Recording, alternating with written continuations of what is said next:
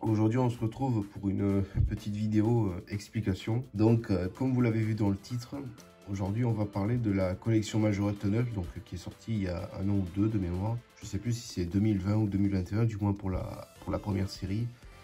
Et j'ai décidé d'arrêter cette collection, voilà. Alors la raison, ce sont des modèles qui me plaisent pas plus que ça déjà de base. À part quelques modèles comme celui-ci, donc le Toyota Yaris, voilà, que je trouve sympa. C'est le seul vraiment qui me plaît. Et le reste, en ce qui concerne cette série, donc notamment les accessoires, moi personnellement je trouve que c'est raté. Voilà. Je regarde de plus en plus près. C'est très plastique, ça fait très jouet en fait. Bon, à la base c'est des jouets, mais pour collectionner c'est pas l'idéal. Voilà. Et en regardant la nouvelle série Majorette 9 de 2022, je me suis aperçu que c'était exactement pareil. Donc c'était des voitures basiques. Ils mettent 3 morceaux de plastique et voilà, ça fait une série. Bon, moi personnellement je trouve pas ça top, voilà, pour une collection. Ça donne pas plus envie.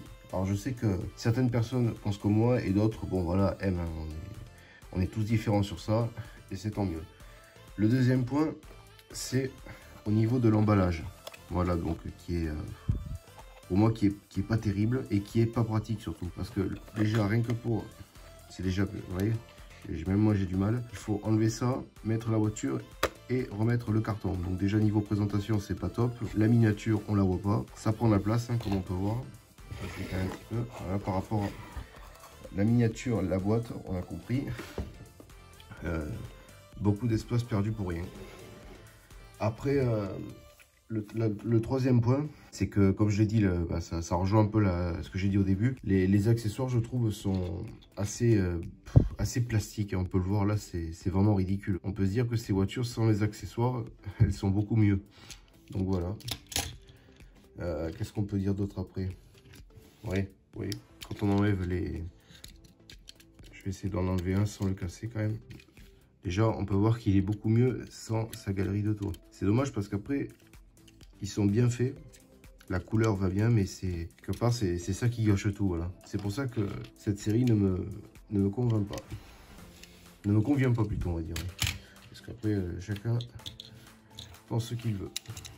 Et le troisième et dernier point que je trouve vraiment abusé, et beaucoup m'en ont parlé, c'est au niveau du prix. C'est vraiment 7 € pour ça, je trouve que ça fait cher. C'est une collection, donc il y a de mémoire, oui, il y a 18 modèles.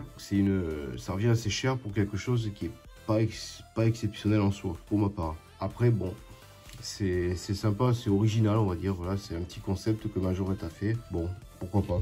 Mais moi... c'est niette.